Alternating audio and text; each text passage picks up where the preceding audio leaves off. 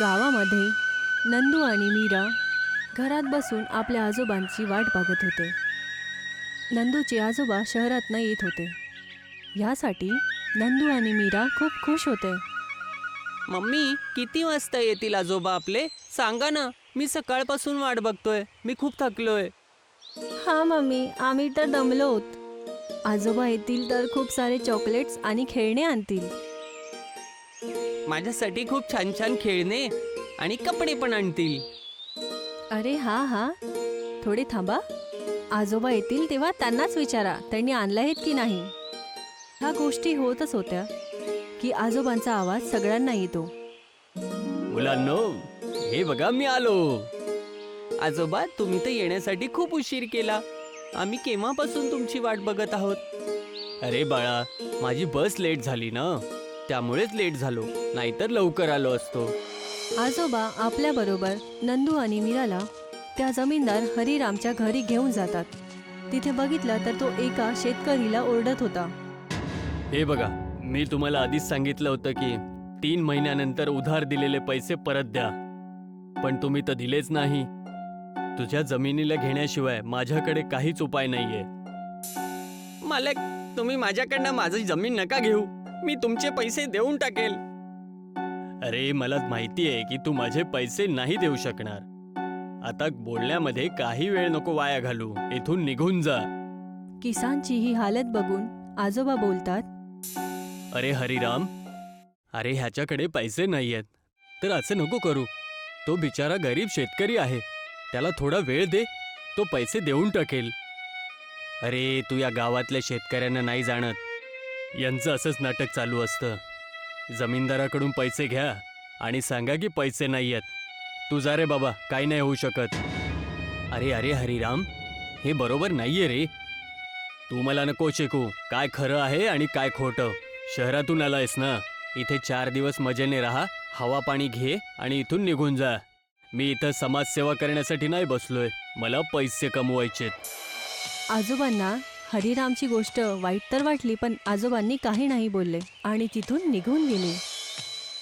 दुसऱ्या दिवशी आजोबा आपल्या नाती आणि नातू बरोबर बाहेर फिरायला निघतात. तर तेव्हाच त्यांना एक म्हातारा भिकारी दिसतो. हो साहेब, काही खायला देता का? खूप भूक लागलीये. एक मिनिट थांबा, मी तुम्हाला एक खूप मोठा पेरू देतो. पिशवी, चल लवकर एक पेरू दे. आजोबांनी आपल्या पिशवीमध्ये हात टाकला आणि त्यामधून एक मोठा पेरू बाहेर काढला. हे घे पेरू. खूप खूप धन्यवाद. देव तुमचं खूप भलं करेल. त्या म्हाताऱ्या भिकारीने ते पेरू खाल्ला आणि आशीर्वाद दिला आणि निघून गेला.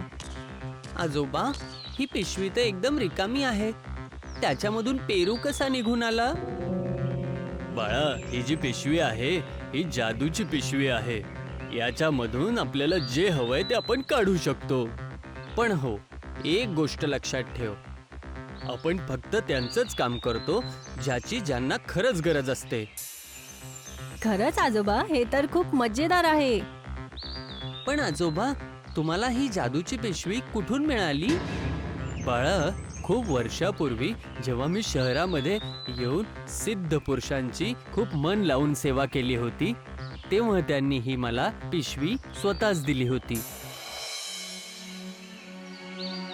जादुई पिशवी बघून मुलं खूप खुश होतात, पण त्यांच्या मनामध्ये एक जिज्ञासा येते की ते सुद्धा त्या पिशवीतनं लोकांची मदत करतील. ताई, का नाही आपण तो आजोबांची थैली घेऊया आणि त्यातून आपल्याला पाहिजे तेवढे चॉकलेट काढूया. नाही नंदू, आपल्याला असं पिशवी नाही घ्यायला पाहिजे, नाहीतर आजोबा आपल्याला ओरडतील. आठवतं आजोबांनी काय बोलले होते? त्या पिशवीतनं त्याच गोष्टी निघतील ज्याची दुसऱ्यांना खरंच गरज असेल. ते आपल्या फायद्यासाठी नाही आहे. अरे ताई, घेऊया ना, काही नाही होणार त्याने. चल ना ताई, चल ना. मीरा नंदूचा साथ नाही द्यायला बघत होती, पण नंदूच्या जिद समोर मीराची नाही चालत. नंदू आणि मीराने आजोबांच्या रूममध्ये जाऊन सर्वीकडे बघितलं आणि ती पिशवी त्यांना मिळते आणि ती पिशवी ते चोरतात.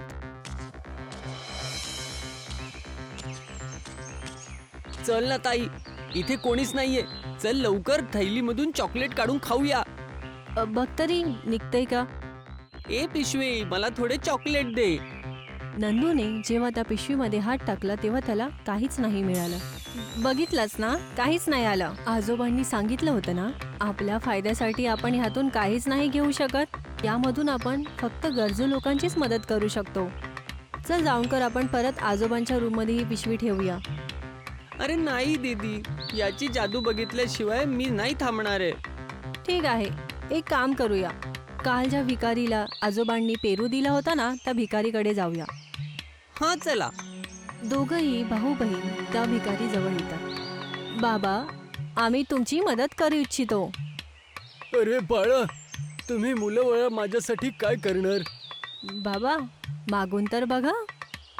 ठीक आहे बेटा, मला काही गोड खाऊ घाला, खूप भूक लागली आहे. मीराने पिशवीला बोलली, पिशवी, बाबाला भूक लागली आहे, त्यांना एक लाडू दे. मीराने पिशवीमध्ये हात टाकला तर पिशवीमधून लाडूचा डब्बा मिळतो. हे घ्या बाबा, तुम्हाला गोड हवं होतं ना, लाडू खाऊन घ्या. म्हाताऱ्याने लाडू खाल्लीत आणि मुलांना खूप आशीर्वाद दिला. हे सर्व काही लांबूनच हरिराम बघत होता. अरे वा, तर एकनाथकडे ती पिशवी आहे ज्याच्याबद्दल मी एवढं ऐकलं होतं.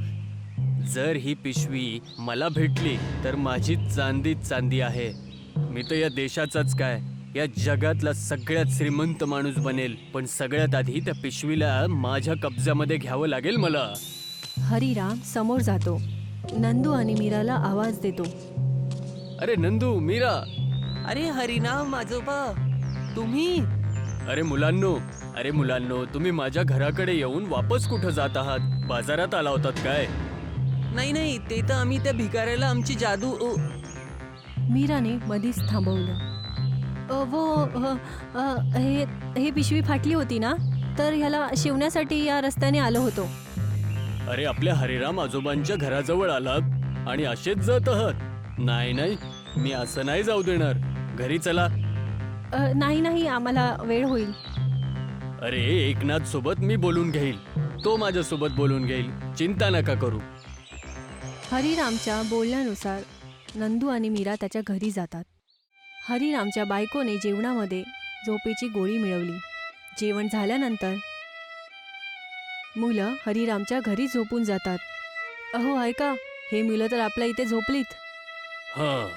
मी आता यांची जादूची पिशवी घेऊन टाकतो. शेवटी याच्यासाठीच तर सगळं केलंय. मुलं जेव्हा वेळ झाल्यानंतर संध्याकाळी जागतात. अरे नंदू, वाटतं की संध्याकाळ झाली आहे. आपण तर इथे जेवून झोपलोत. ताई, लवकर घरी जाऊया, नाही तर आई खूप रागवेल आपल्याला. तेव्हाच तिथे हरिराम येतो. अरे कोणी नाही घाबरवणार. सांगून द्या की हरिराम आजोबांकडे झोपलो होतो जेवण करून. आता तुम्ही घरी जा. हा आजोबा, पण आमच्या बरोबर एक पिशवी होती, ती दिसत नाही आहे. पिशवी नाही तर? तुमच्या हातामध्ये तर काहीच नव्हतं. तुम्ही असेच आलेले होते, जेवण केलेत आणि ते झोपलात. आता तुम्ही दोघं लवकर घरी जा, नाही तर आई रागवेल. हरिरामने नंदू आणि मीराला घरी पाठवले. ताई, आता आई आपल्याला मारेल का? त्यांना तर आपण समजावून देऊ की आपण हरिराम आजोबांच्या घरी होतो, पण त्या जादुई पिशवीबद्दल आजोबांना आपण काय बोलणार? मला वाटतं की हरिराम आजोबांच्या घरी जाताना तो रस्त्यात कुठेतरी पडला.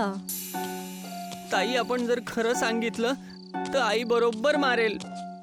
हा, बरोबर बोललास. आपण पिशवीबद्दल कोणाला नाही सांगायचं, समजलास?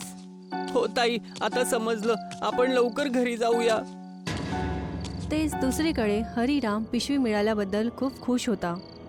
ऐक जरा बायको, आजपासून आपण श्रीमंत झालोय. श्रीमंत नाही, खूप श्रीमंत झालोय. त्या एकनाथकडे ही पिशवी होती, पण त्याने स्वतःसाठी काहीच नाही बनवलं ना, काही लोकांचं भलं केलं. आता बघ या जादूच्या थैलीचा कमाल. मला लवकरात लवकर खूप सारे सोन्याचे सिक्के दे. हे बोलताच हरिरामने पिशवीमध्ये हात टाकला, पण त्याच्या हातात काही नाही लागलं. अरे, ह्यामध्ये तर काहीच नाही निघालं. असं वाटतंय पिशवीने नीट ऐकलं नाही. एक मिनिट, मी परत प्रयत्न करतो. ए पिशवी, मला खूप सारे सोन्याचे सिक्के दे.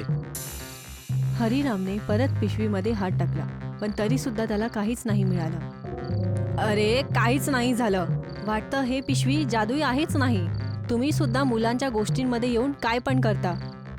जा आणि याला फेकून या. तू काय पागल झाली आहेस का?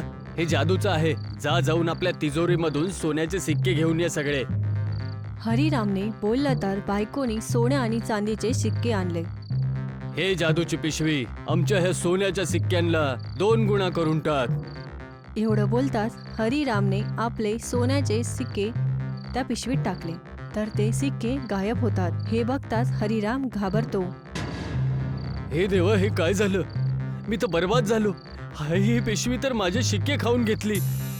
आपण तर बर्बाद झालो. या पिशवीने आपले सिक्के खाल्लेत. एकनाथांच्या घरी जावा आणि त्यांना ही पिशवी द्या आणि आपले सिक्के घेऊन या. हरिराम आजोबांच्या घरी येतात. ये हरिराम, तुझीच वाट बघत होतो. एकनाथ, तुझ्या ह्या पिशवीने माझी सोन्याचे आणि चांदीचे शिक्के खाऊन घेतले. मला ते शिक्के वापस पाहिजे. मला माहिती होतं की असंच काहीतरी होणार. माहिती होतं म्हणजे? माझ्या मित्रा, मी तुला धडा शिकवू इच्छित होतो. तू ह्या धनाच्या लालचमुळे गावातल्या गरीब लोकांचा वापर करत आहेस. हे बरोबर नाहीये मित्रा. तुझी ही सवय वर्षांपासून अशाला अशीच आहे. आणि असंच जर चालत राहिलं तर तुझे आणि दुसऱ्यांचं आयुष्य त्रासामध्येच राहील. मला माझ्या मित्राला चांगल्या रस्त्यावर आणण्यासाठी हे सगळं करावं लागलं. म्हणजे तूच त्या मुलांच्या हातामध्ये ती पिशवी दिली होती. हां, मी मूर्ख नाहीये जे की मुलांच्या हातामध्ये जादूची पिशवी देऊन टाकेल. मित्रा, त्या पिशवीची खासियतच ही आहे. ती फक्त गरजेच्या लोकांसाठीच उपयुक्त आहे, लालची लोकांसाठी नाही.